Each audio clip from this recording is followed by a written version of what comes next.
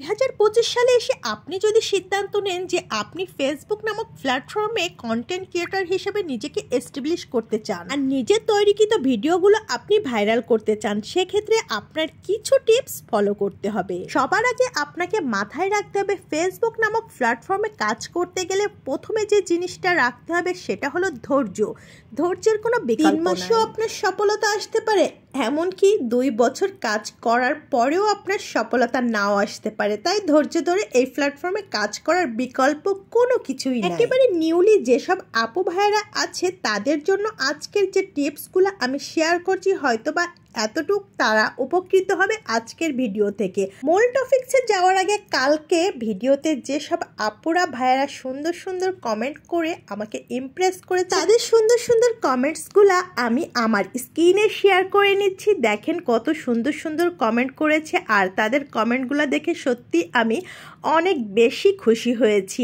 আপনারাও চাইলে আপনারাও সুন্দর সুন্দর কমেন্টের মাধ্যমে আপনাদের কমেন্টগুলো আমার স্ক্রিনে শেয়ার করে নিতে পারেন। ধন্যবাদ। নেক্সটে আবারও এমন গেম খেলা হবে।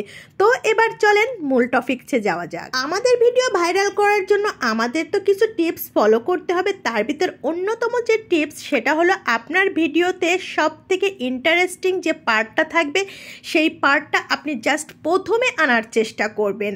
আর এই ইন্টারেস্টিং পার্টে আপনি 3 সেকেন্ড এমনভাবে আপনার দর্শককে ধরে রাখবেন যেন আপনার পরবর্তী ভিডিও দেখার জন্য তারা ওয়েট করে পুরো ভিডিও দেখে। সেটা হতে পারে আপনার ভয়েসের মাধ্যমে কিংবা আপনার ধারণকৃত ভিডিওর মাধ্যমে। নাম্বার 2, আপনাকে জাস্ট টাইমে ভিডিও আপলোড করতে হবে। আপনি যদি আজকে 7টার সময় ভিডিও আপলোড করুন তো কাল আপনার জাস্ট 7টায় কিন্তু ভিডিও আপলোড করতে হবে।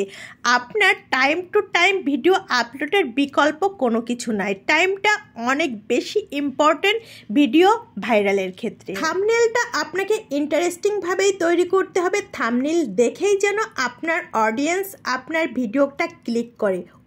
আপনার ভিডিওর হেডলাইন কিংবা শিরোনাম যেটাই বলেন না কেন সেটা কিন্তু ভিডিওর সাথে সামঞ্জস্য থাকতে হবে, যেটা ক্লিক করে আপনার দর্শক এই সম্পর্কে ধারণা পায়। এই বিষয়টা অবশ্যই মাথায় রাখবেন যেন আপনার ভিডিও ক্লিক বাইট না হয়ে যায়। যাদের থাম্বনেল সম্পর্কে ধারণা নাই তারা যদি বলেন আমি কিন্তু থাম্বনেল নিয়ে একটা ভিডিও তৈরি করে আপনাদের সাথে শেয়ার করে দেখিয়ে দিতে পারি কিভাবে থাম্বনেল তৈরি করতে হয় আর সেটা কিভাবে আপনি আপনার ভিডিওতে ইউজ করবেন। লাস্টের যে বিষয়টা আপনাদের সাথে শেয়ার করছি সেটা অত্যন্ত গুরুত্বপূর্ণ। আপনারা কিন্তু অনেকেই আছে পেজ কিন্তু একটা খুলেই যা তা ইচ্ছা মতো ভিডিও আপলোড করে থাকে। এটা করলে একেবারেই হবে না। ক্যাটাগরি অনুযায়ী আপনাকে ভিডিওটা আপলোড করতে হবে। আরও অনেক বিষয় আছে যেগুলো আপনারা যদি চান আমি নেক্সট ভিডিওতে অবশ্যই শেয়ার করে দিব। আর ভিডিওটা ভালো লাগলে শেয়ার করবেন, কমেন্ট করে অবশ্যই জানাবেন কিন্তু। ধন্যবাদ।